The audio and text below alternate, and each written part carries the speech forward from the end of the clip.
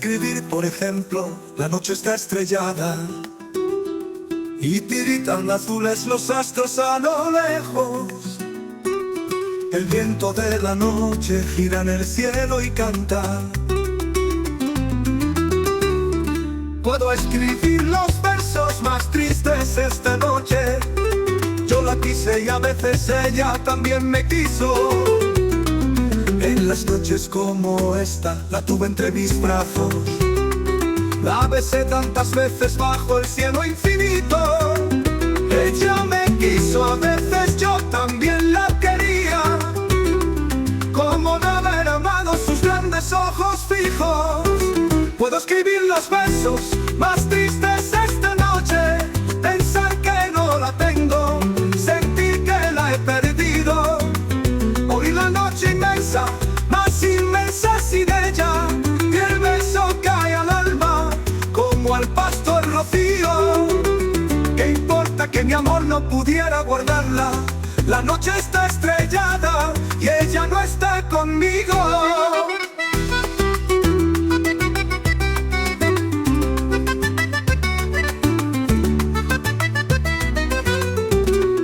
Eso es todo a lo lejos, alguien canta a lo lejos.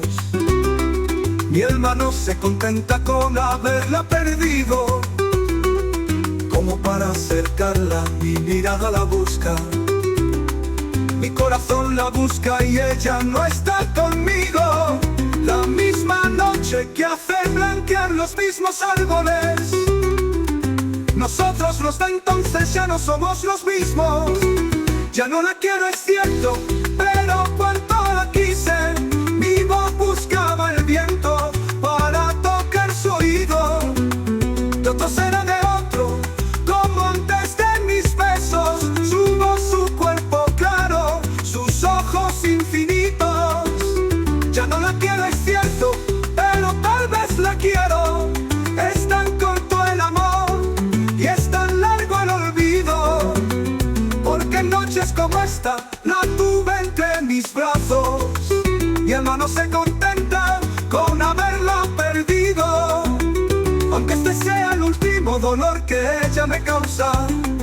Y estos sean los últimos versos que yo le escribo.